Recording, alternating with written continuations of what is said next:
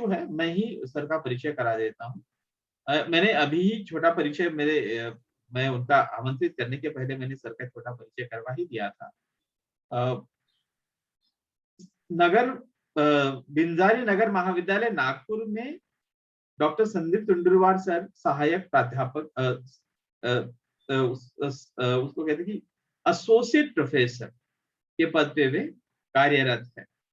और मैं व्यक्तिशः इसलिए भी मैं अपने आप को गौरवान्वित महसूस करता हूँ कि उनका परिचय कराते हुए उनका सानिध्य मुझे मिलता रहा है और उनका मार्गदर्शन हमेशा ही मुझे मिलता रहा है। मैं उनको अपने गुरु के समान ही देखता रहा हूँ। उन्होंने स्नातकोत्तर का जो अध्ययन है एमए राज्य शास्त्र में किया है। उसके उपरांत उन्होंने बीएड किया है। पीएचडी सेट की एग्जाम जो state eligibility test assistant professor बनने के लिए होती है, वे एग्जाम उन्होंने पास कर रखी है। आगे चलकर उन्होंने और एक स्नातकोत्तर अध्ययन किया है, गांधीवियन विचारधारा में उन्होंने एमए किया है। और मुझे ये भी कहना चाहिए यहाँ पर कि वे नागपुर में अध्यापन करते हैं और सेवाग्राम से नजदीक होने के नाते गांधी जी का जो आश्रम है उसकी जो भी व्यवस्था है उससे उनका संपर्क रहा है। सर मैंने उस दिन सब जब सर को निमंत्रण दिया तो उन्होंने कहा कि औरोबिंदो का जो आश्रम है पौंडीचेरी में उनका निमंत्रण उनको है और उस विषय पर भी तो भारतीय राजनीतिक विचारों पर उनका गहरा अध्ययन है, पकड़ भी है जनजाति जीवन के अलावा। उन्होंने 25 वर्ष से अभी अध्यापन का कार्य जो है उन्होंने अध्यापन का कार्य वे कर रहे हैं और उनके मार्गदर्शन में बहुत सारे छात्रों ने पीएचडी की है और उनकी अनेक सारी जो किताबें हैं, मैंने कहा कि उन्होंने मुझे कहा था कि विवेकानंद मेरा ये प्रण है कि हर प्रति वर्ष कम से कम एक किताब निश्चित प्रकाशित होनी चाहिए और वे करते रहे। जब भी मैं जाता हूं तो उनकी एक किताब वो भी मुफ्त में लेकर आता हूं। तो उनकी अनेक सारी किताबें, उनके सारे अनेक सारे शोध प्रबंध प्रकाशित हैं।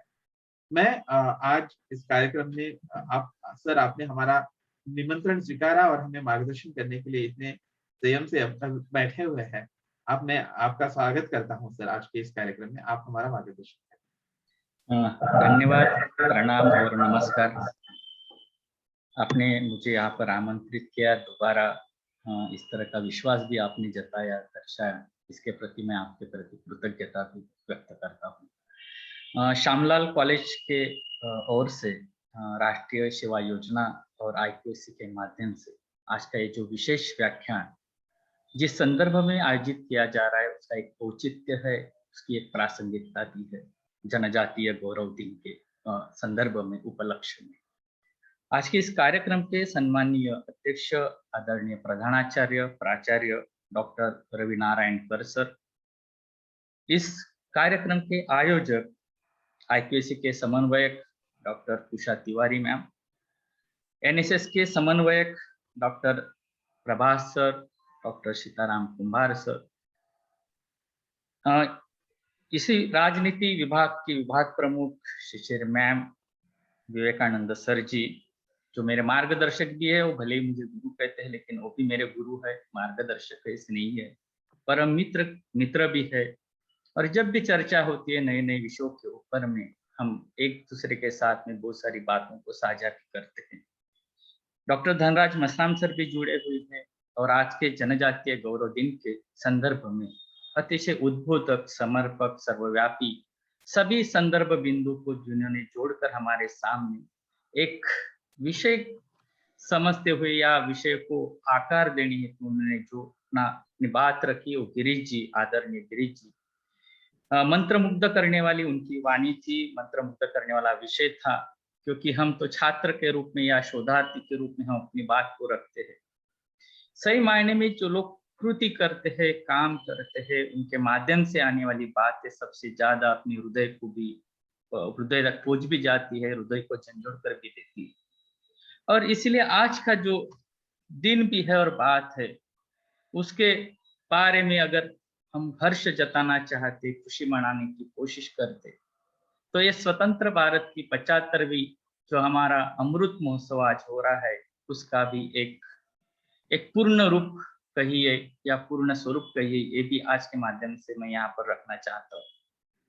सर ने एक संदर्भ बिंदु के जो शुरुआत की थी और विवेकानंद सर ने भी जो पृष्ठभूमि रखी है उसको ही साथ में लेकर मैं कुछ बातों को सिर्फ यहाँ पर रखना चाहता हूँ। सही मायने में देखा जाए तो हम सभी एकात्म हैं और हम एकात्म होने के नाते हमारी परंपराएं, हमारी संस्कृति, हमारे आचार विचार, इसमें भी हमारी एकात्मता झलकती हुई नजर भी आती है। मैं एक कोट करना चाहता हूँ अरुणाचल की नेपा की जो आदिम जनजाति है, जनजाति, उनके सूक्त में, उनकी प्रार्थना में जो वचन आते हैं वही ऋग्वेद के सूक्त में भी आते हैं, ईशोपनिषद में भी आते हैं, बुद्ध के वचन में भी आते हैं। इतनी एकात्म हमारी परंपरा संस्कृति है और इसीलिए हम ये कहना चाहते हैं कि भले ही हम अलग अलग है, हमारी वेशभूषा अलग है, हमारी कुछ बातें भी कुछ न कुछ अलग अलग है, लेकिन फिर भी हम विविधता में एकात्म साधे हुए हैं। और भारत का संविधान इस सभी को मूर्त रूप देने वाला एक सशक्त संविधान के रूप में भी हम उन्हें देखने की कोशिश करते हैं। उनका जो केबांग नाम की एक जो प्रार्थना सभा होती है, वहां पर ये कहा जाता है कि है हमारे भाई हो, हमारे ग्रामस्थ हो, हमारे बंधु हो, हम सभी लोग प्रार्थना के रूप में इस पंचायत को मजबूती करने का एक आह्वान करते हैं। हम अपने नियम बनाएंगे, कानून बनाएंगे, लेकिन सभी के लिए ये सभी समान रहेंगे। हम सभी लोग प्रतिष्ठापूर्ण सम्मानजनक जीवन जीने का प्रयास करेंगे और दूसरों को भी सम्मान पूर्वक जीवन जीने के लिए भी हम प्रेरित करेंगे, उनके साथ में उसी तरह का हम व्यवहार करेंगे। हम अपनी बातों को, जैसे मुर्गा सुबह सूरज निकलते ही अपना एक बुलंद आवाज करता है, उसी तरह हम किसी की भीड़ न देखते हुए, किसी की मुर्वत न करते हुए हम अपनी बातों को स्पष्ट तौर पर रखने का हम प्रयास करेंगे। हमारी प्रथाएं, हमारी परंपराएं सभी के लिए समान है और हम साथ साथ चलेंगे, साथ साथ रहेंगे। समता का जो भाग, जो समता की बात है, वो इन जनजातियों के सभी क्षेत्र में, सभी संदर्भ में हमें दिखाई पड़ती है। और इसीलिए हम ये नहीं कह पाते कि जनजातियां कुछ अलग होती है, जातियां अलग होती है, या बाकी नागरी समाज हो, शहरी समाज हो, वो अपनों से भिन्न होता है। ऋग्वेद के सूक्त में भी आता है कि हम साथ साथ चले, साथ साथ व्यवहार करें और समता का परिचय दें। इस महान परंपराओं को, महान अपनी पर आस्थाओं को हम सिर्फ श्रद्धा के तौर पर नहीं देखना चाहते, हम धरोहर के तरफ देखना चाहते। उसका इतिहास या उसकी जो विरासत है, वो विरासत को हम कायम रखने की कोशिश भी करते हैं। कुछ लोग होते हैं, कुछ पुरुष होते हैं जिनको युग कर्ता कहा जाता है। ये सही मायने में बिरसा मुंडा भी युग करता है। भारत की पृष्ठ पटल पर आज के वर्तमान संदर्भ में स्वतंत्रता आंदोलन के पूर्व या स्वतंत्रता आंदोलन के काल को अगर हम देखते हैं तो कुछ कम सालों में भी एक कामयाबी बोलिए या अपना एक प्रभाव बोलिए, इन लोगों ने छोड़ दिया है। बिरसा मुंडा को सिर्फ 25 साल का सिर्फ उन्हें उम्र मिली और भारत को, पूरे विश्व को व्यापने की उनकी क्षमता भी हमने देखी। आज उनके नाम से जनजातीय गौरव दिन जो मनाया जा रहा है, वो सिर्फ भारत के लिए नहीं, पूरे विश्व के लिए एक माइलस्टोन बन गए। भगत सिंह ने केवल 24 साल की उम्र में सभी भारत की छात्राओं में, युवा शक्ति में अपनी एक जान फूंकी। और स्वतंत्रता आंदोलन की बात क्या हो सकती है, इसका एक प्रमेय, इसका एक परिचय भी उन्होंने दिया। स्वामी विवेकानंद जिनको सिर्फ 39 साल मिले और पूरे विश्व में भारत की जो परंपरा है, आस्था है, श्रद्धा है, उसको उन्होंने जिस तरीके से रखा, आज पूरा विश्व स्वामी विवेकानंद को नतमस्तक करता है, नतमस्तक होता है। गणेश शंकर विद्यार्थी 41 साल की सिर्फ उन्हें उम्र मिली और वो भी अपना एक नाम छोड़ दिया। हमारे नागपुर के एक आंदोलनकारी, सत्याग्रहकारी शहीद शंकर महाले, जिनकी उम्र सिर्फ 18 साल थी, 18 साल होने की राह ब्रिटिशों ने देखी और नागपुर की जेल में उन्हें फांसी पर चढ़ा दी। उनके पिताजी की मृत्यु भी सत्याग्रह में हुई। अनेकानेक अनामिक जिनके नाम भी हमें पता नहीं है, इन सभी ने इस भारत को बनाया है। सभी ने भारत की विरासत में भी अपना योगदान दिया।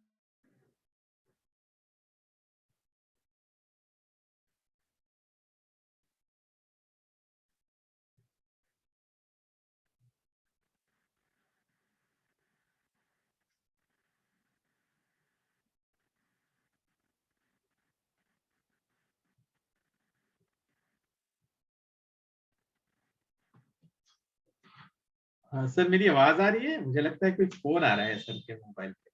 जैसे उसके तरफ देख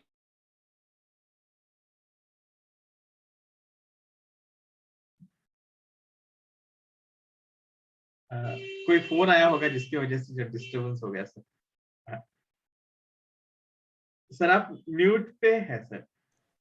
तब म्यूट। हमें पता चलता है कि बोस नाम का एक विचारवंत है, एक समाजशास्त्री, वो बात करता है, जो सर ने भी बात रखी कि नहीं, जनजातियां कोई अलग नहीं होती है। उन्होंने कहा है कि आर्थिक दृष्टि से जो लोग अलग होते हैं, स्वतंत्र, उनकी एक परिभाषा होती है, उनका स्वतंत्र शैली समूह जीवन होता है, एक अलग सी भाषा बोली जाती है। खास तौर पर जब बाह्य आक्रमण होता है तो आक्रमणीय कार्य को लड़ाई के माध्यम से, युद्ध के माध्यम से उसको शह भी दिया जाता है। तो शायद यही बात है, मैं तो ये जिक्र करना चाहता हूँ, 1285 में जब पहले अफगान शाह भारत में आया था, उसके खिलाफ भी जो लड़ाई हुई थी, उसमें हिरा शाह कमालिनी नाम के एक व्यक्ति ने, आदिम व्यक्ति ने, आदिम कहे या जनजातियों के व्यक्ति कहे, उन्होंने उसके खिलाफ युद्ध छेड़ा और इतिहास संग्राम में उसका भी नाम लिखा गया। शायद हमें ये भी पता होगा कि अलेक्जेंडर जब भारत में आया था तो उसके खिलाफ भी लड़ने वाली पहली आदिम जनजातियों के लोगों की ही टोली थी। भले ही ब्रिटिशों ने उसके अलग अलग नाम दिए हों, लेकिन सर ने जो बात कही कि संरक्षण करने वाला समुदाय, हमारे साथ में रहने वाला समुदाय, संस्कृति, हमारी परंपराओं को एक उच्च स्तर पर लेने वाला समुदाय, इसके तौर पर हम जनजातियों को देखने की कोशिश करना चाहिए। प्रभात सर ने भी एक अच्छी बात जो बात रखी, जो बिंदु रखा उन्होंने पर्यावरण के संदर्भ में, मैं कुछ बिंदुओं को इस संदर्भ में और आगे लेकर जाना चाहता हूँ और जोड़ना भी चाहता हूँ। हमारे विवेकानंद सर तो गढ़चिरौली जिले के साथ में जुड़े हुए हैं, उनका आदिम या जनजाति समूह में रहे हैं, दुर्गम भागों में गए हैं, पहाड़ों में रहे, और उन्हें पता है कि उनकी जीवन शैली क्या है, उनका व्यवहार क्या है, और उनके तरफ हम किस तरह से देखने की कोशिश हम लोगों ने करनी चाहिए। उषा तिवारी मैम ने भी एक संदर्भ बिंदु रखा था, उसको भी मैं छेड़ना चाहता हूँ, उसके ऊपर भी बात करना चाहता हूँ। प्रभात सर ने जो कहा कि पर्यावरण के संदर्भ में उनकी जो बात थी जनजातियों की सबसे महत्वपूर्ण है, तो क्या आज के वर्तमान में हम पर्यावरण के स्नेह पर या पर्यावरण के संदर्भ में उन लोगों पर विश्वास करने का काम करते, क्या इसको ढूंढने की कोशिश होनी चाहिए।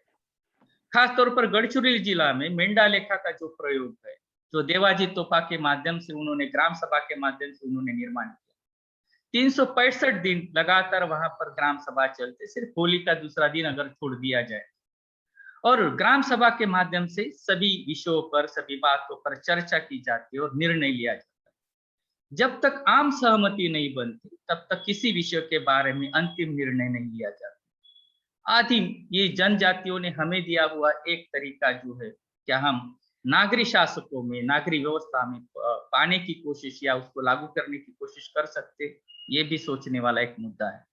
उन्होंने अपने ग्राम को अपने तरीके से इस तरह से संरक्षित किया कि पूरे जल जंगल जमीन, जिसे वो कहते कि मावा नाटे मावा राज नाम की संकल्पना उन्होंने बनाई, कि यहाँ पर भी हमारा राज है और ऊपर में भी दिल्ली और मुंबई में भी हमारी सरकार है। राज यानी इसका मतलब यह नहीं कि हमारी लड़ाई आपकी आपसे है या आपकी दंड सत्ता के खिलाफ है।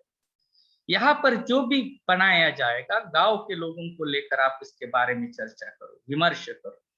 और हमें ये भी दिखाई पड़ता है कि बिरसा मुंडा का जो आंदोलन है, वो आंदोलन का जो पृष्ठभूमि वो भी उस तरह है। लगान के खिलाफ हुआ ये आंदोलन जहां तक बढ़ गया कि लोगों के मन में आंदोलन के साथ साथ में अपनी सभ्यता, संस्कृति और परंपरा के बारे में भी उन्होंने झंझट भी रख दिया और प्रकाशमान भी करने की कोशिश की। और उन्होंने आत्मानुकल बोलिए या आत्म परिवर्तन बोलिए या आत्म साक्षात्कार के लिए भी प्रेरित किया। ये सबसे बड़ी और महत्वपूर्ण बात बिरसा मुंडा के इसमें से आती है, और इसीलिए उन्हें अगर भगवान कहा जाता है या धरती बाबा कहा जाता है तो कोई उसमें दो राय नहीं हो सकती या अलग बात भी नहीं हो सकती।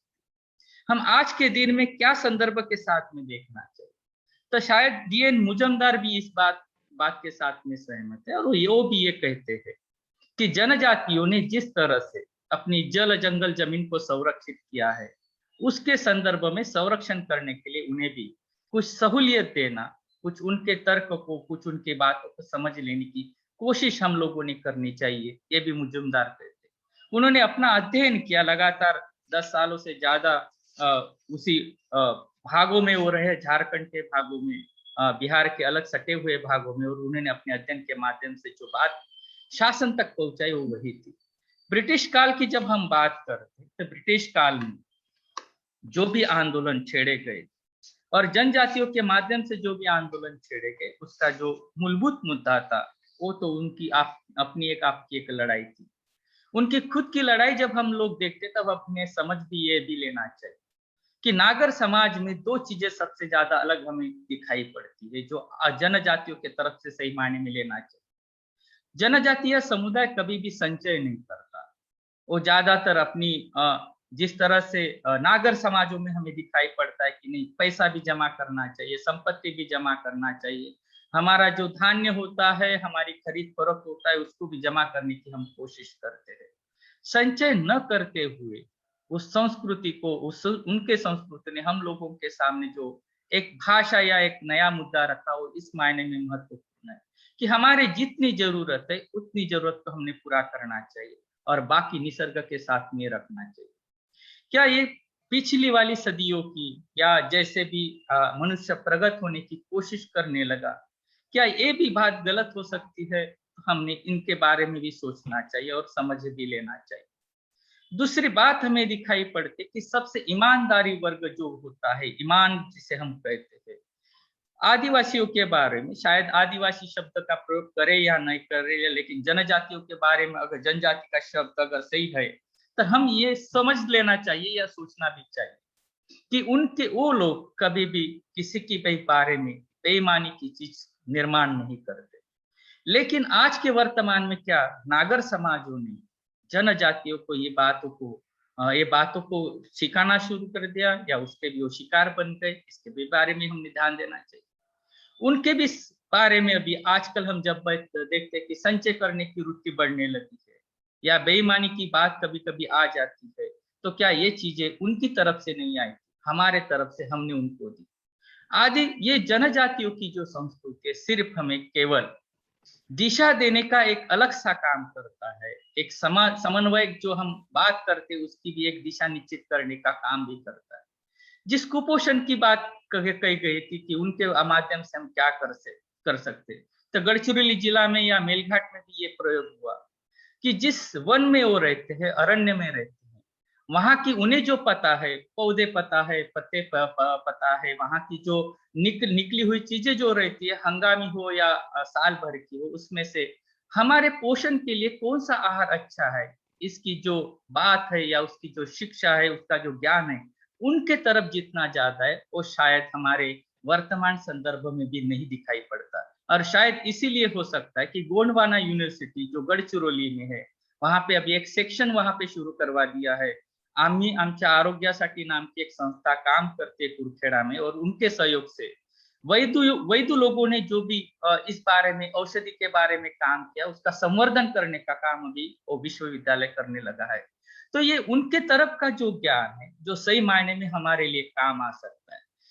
आज के वर्तमान के संदर्भ को अगर जोड़ा जाए तो कोविड के काल में जो भी हमारा संघर्ष हमें दिखाई पड़ा, जो खासकर औषधि के बारे में था, उपचार पद्धति के बारे में था, तो हमने ये भी रेशो निकालना चाहिए कि वन संपदा के ऊपर में जो भी लोग रहते हैं या उसके ऊपर में जीने वाले लोग हैं, उनका रेशो कितना है, और शहरी भागों में जो भी लोग इससे आताहत हो गए उनका रेशो कितना है। तो शायद हम ये समझ पाएंगे कि हर जगह में, हर प्रांत में जहां जहां पर जनजातियों का निवास है, उन जनजातियों के तरफ का जो ज्ञान है उसका संवर्धन करने का प्रयास हमारे तरफ से होना चाहिए। लेकिन मैं ये नहीं मानता कि सिर्फ संवर्धन किस तरह का होना चाहिए। मैं ये नहीं मानता कि कानूनी तौर पर सिर्फ संवर्धन हो, हमारा संवर्धन हृदय से हो। जब गांधी या विनोबा दिल की बात करते या हृदय की बात करते, हमारे साथ उनका भी रिश्ता हृदय से बनना चाहिए। इतने सालों में सर ने जो एक बात कही कि 70-75 साल में क्या ऐसा हो गया कि हम पृथकता की तरफ निकलने लगे, शायद ये भी हमें राजनीति शास्त्र के विद्यार्थी होने के नाते इन जनजातियों के संदर्भ में जो भी अप्रोचेस रखे गए थे, उस अप्रोचेस में शायद पता होगा। एक वेरियर एल्विन ने एक अपना अप्रोच रखा था कि जनजातियों को पृथक किया जाए। एक दूसरा अप्रोच आया था, हमारे ठक्कर बापा ने बहुत बड़ा काम किया संविधानिक व्यवस्था के माध्यम से, जो उपाध्यक्ष भी रहे एक कमेटी के बारे में, और उनके माध्यम से जो सामित्वीकरण की संकल्पना उन्होंने यहाँ पर रखी, उसका भी एक चित्र यहाँ पर हम इसी दृष्टिकोण को भी देखना चाहिए। और एक तीसरा दृष्टिकोण उन्होंने रखा था जो डॉक्टर हटन का था, एकात्मवादी दृष्टिकोण। ये तीनों दृष्टिकोण को अगर सामने रखते तो जनजातियों के लिए कौन सा दृष्टिकोण आसान भरा होता है, ये भी हमने देखना चाहिए। भले ही विवाद हो सकता है, ये शायद उस पर चर्चा हो सकती है, लेकिन जवाहरलाल नेहरू ने एक अपना अप्रोच रखा था और उन्होंने ये कहा था कि हम लोग कुछ बातें न थोपे, हम एक बात कर सकते हैं कि उनके अंदर के लोगों से हमारी जो शिक्षा है, हमारी जो नई आधुनिकता है, उसके साथ उन्हें परिचित करवाए और उनके ही माध्यम से परिवर्तन लाने की कोशिश करें। लेकिन जब प्रशासन व्यवस्था और राजनीतिक व्यवस्था एक साथ चलने की कोशिश नहीं करती है, तब बहुत सारे प्रयोग अधूरे बन जाते हैं। मुझे लगता है कि हम इस सभी दृष्टिकोणों को अगर सामने में रखते, तो ठक्कर बापा ने जो एक अपना दृष्टिकोण रखा था कि नहीं, हम वहां तक पहुंचे, उन लोगों के साथ में रहे, उनके माध्यम से उनके धीरे धीरे उसमें उत्क्रांत वो अवस्था ये भी लाए कि हम उनको समझे, वो भी हमें समझे, और इस माध्यम से अगर हम इस पहलू को बदलने की अगर कोशिश करते हैं, तो राष्ट्रधारा में आने के लिए या राष्ट्रधारा में लाने के लिए कोई दबाव तंत्र की नीति लगाने की कोशिश करने की जरूरत नहीं गिरती। और ये सबसे बड़ी महत्वपूर्ण बात हो सकती है। सर ने जिस बारे में जिक्र किया कि भारत में, खासकर कर स्वतंत्रता भारत में जो भी आंदोलनपन के विस्थापन की जो भी समस्या यहाँ पर उपस्थित हो गई या निर्माण हो गई, उसका सबसे ज्यादा गहरा असर अगर किस कम्युनिटी पर बोलिए या किसी या समुदाय पर अगर बोलिए, तो सबसे ज्यादा जनजातियों पर हुआ है। और जब कानून की हम बात करते कि एक तरफ हमारा कानून कहता है कि जो ग्राम सभा के माध्यम से वो बात भी करता है कि ग्राम सभा है सभी जगह सशक्त रहेगी, और जब तक ग्राम सभा नहीं कहेगी कि यहाँ से विस्थापन नहीं करना है, तब तक उन लोगों को वहां से विस्थापित नहीं किया जाएगा। लेकिन राजनीतिक क्षेत्र में हम जब भी बात करते हो, चाहे मुगल हो या ब्रिटिश हो या उसके पहले के राजा हो या आज की वर्तमान स्थिति हो या 1952 की स्थिति हो, जब भी उनके बातों में जब कुछ चीजें उनके हाथ में नहीं लगती है, तब साम दाम दंड भेद की नीति अपनाई जाती है। मैं जब भी देखता हूँ, गढ़चिरौली जिले के हमारे स्नातक है, हमारे विद्यार्थी, जब भी मैं बात करता हूँ, तब वो हम यही बात कहते कि सर हमारे यहाँ पर फूट डाली गई, हमारे यहाँ हमारे हम लोगों को आमिष दिखाई दिए जाते हैं, हमें ये कहा जाता है कि हम आपको नौकरी देंगे, ये करेंगे, वो करेंगे, और इसके उपरांत ग्राम सभा निर्णय लेती है कि नहीं, हम विस्थापन के लिए तैयार और पूरी की पूरी जमीन, जंगल और जल आपके तरफ हम सौंपने के लिए तैयार है। ये जो चीजें है वो केवल कानून से नहीं आ सकती, ये मेरा मानना है। मेरा मानना ये है कि हम लोग अगर भातृत्व भाव से अगर देखते हैं, बंधुता के माध्यम से अगर देखने की कोशिश करते, तो उनके साथ में हम व्यवहार करते हुए भी बंधुत्व का ही व्यवहार हम लोगों ने करना चाहिए। शायद मैं ये मानता हूँ कि भारत में जो 7 से 5 जनजातियां इंडिकेट की गई है या समूह माना जाता है, 10.43 करोड़ उनकी लगभग आबादी है, 8.60% उनका अनुपात है। मैं एक जिक्र करना चाहता हूँ खासकर कर गढ़चिरौली जिले के बारे में। यहाँ में महिला और पुरुष का जो अनुपात है जनजाति में, वो लगभग सरीका है, 1000 और 1050, म्हणजे महिला ज्यादा है, पुरुष कम है। और भारत के संदर्भ में अगर मैं यहाँ पर संख्यात्मक विवरण देना चाहता हूँ, रखना चाहता हूँ, तो आपको भी पता चलेगा कि अनुसूचित ये जो जनजाति है उसमें जो संख्या है लगभग 5 करोड़ 24 करोड़ लोग है, यानी पुरुष है, 5 करोड़ 19 लाख महिलाएं है। बाकी लोगों के साथ में इसका रेशो देखने की कोशिश कीजिए। जब हम जातिगत व्यवस्था की बात करते या बाकी समुदायों की बात संदर्भ में बात करते, तो सबसे ज्यादा हमें समता का जो भाग है हमें जनजातियों में दिखाई पड़ता है। और ये कहाँ से आती है समता? तो ये समता आती है उनकी संस्कृति और परंपरा से। और संस्कृति परंपरा किस नींव पर खड़ी है? तो मैंने अभी आपके सामने समकक्ष रखा था कि वो संचय नहीं करना चाहते, वो बेईमान नहीं थे, जितना श्रम करते उसमें वो आनंद मानते हैं, उसमें सुख मानते हैं। उनकी ज्यादा कोई ये नहीं है, आशाएं नहीं है, आकांक्षाएं नहीं, लेकिन एक मानव के तौर पर, एक सभ्यता के तौर पर हमें उनके साथ में रहना चाहिए, उनके साथ में व्यवहार करना चाहिए। मैं एक बात का यहाँ पर जिक्र करना चाहता हूँ, खासकर यवतमाल जिला और गढ़चिरौली जिले के संदर्भ में। वो भी ये मानते हैं कि जब व्यापारी लोग या बिचौलिए बीच में आना शुरू हो गया, तब से जनजातियों की संस्कृति एक तरफ से ध्वस्त होने लगी, या उसमें अलग से अलग तरफ से जो कुछ बातें हैं वो नागरिकरण की बातें घुसने लगी, और उसमें से हम समूह ने उनकी शुद्धता को बोलिए, उनकी एक अच्छी परंपरा को बोलिए, खंडित करने का हमने प्रयास किया। ब्रिटिशों ने जो 1873 में कानून बनाया, उस कानून के खिलाफ जो लड़ाई चली, आंदोलन चला बिरसा मुंडा का, उसका उसका भी संदर्भ वही है। व्यापारियों और बिचौलियों को उन्होंने खुली छूट दे दी और मालगुजारी का एक निर्माण करवा दिया, और उन्होंने कहा कि नहीं, यहाँ का महसूल मालगुजार लोग वसूल करेंगे, और ये वसूल कर किया हुआ जो महसूल है वो आपने करना चाहिए, और फिर भले वहां पे दुष्काल आ जाए या विपत्ति आ जाए, इससे हमें कोई सरोकार नहीं है। और इसीलिए लगातार मुंडा जनजातियों में हमें आंदोलन दिखाई पड़ते। मैं इसमें यहाँ पर जिक्र नहीं करना चाहता हूँ क्योंकि सर ने बहुत यानी जो बात रखी है वो एक व्यापक तौर पर सर ने बात रखी थी। और ये जो संघर्ष है, वो संघर्ष का जब हम मुद्दा देखते या बेसिकली मूलगामी या मूलभूत तत्व हम देखते तो हमें पता चलता है कि इस बारे में या इस संदर्भ में जो भी चर्चाएं होती है, वो चर्चाएं हमें दिखाई पड़ती है कि इसके पीछे की क्या कारण हो सकते हैं। अगर इन कारणों के आज के दौर में अगर हमने समझने की कोशिश नहीं की, तो शायद हम जो गौरव दिन मनाते हैं और गौरव दिन बाकी के दिनों के जरिए सरीका ही बन पाएगा। हमारी इस देश की एक सभ्यता, संस्कृति, परंपरा को हमें अगर आगे लेके जाना है, विरासत के तौर पर अगर लेके जाना है, बंधुत्व को अगर हमें प्रवर्तित करना है, संविधानिक रचना में जो भी मूलगामी तत्वों को हमने स्वीकार किया है उसको अगर हमें आगे लेके जाना है, तो मुझे लगता है कि हमारे बीच में जो सीमाएं है वो जातिगत सीमाएं है, वो जनजाति के तरफ देखने का हमारा जो रवैया है उसको, उस दृष्टिकोण को हमने बदलने की कोशिश करनी चाहिए। शायद दो बातों का जिक्र करके मैं अपनी वाणी को विराम देना चाहता हूँ। शायद 1952 के बाद में उनके तरफ देखने का हमारा रवैया किस तरह का हो गया, हम उनको सरकारी मेहमान के तरफ जैसे देखने की कोशिश करने लगे। ये सबसे ज्यादा उनको जो बात उनको लगी या उनके हृदय को लगी, वो ये सबसे एक बड़ी एक बात थी। दूसरी तरफ हम देखते हैं कि उनका जो एक संस्कृति परंपरा से आने वाली चीज है कि हम ये कहते हैं कि वो व्यसनाधीन होते हैं। शायद हमने इसके ऊपर ज्यादा अध्ययन भी करना चाहिए और समझ भी लेना चाहिए। क्या वो 24 घंटे या 365 दिन व्यसन करते हैं, इसका भी हमने अध्ययन करना चाहिए।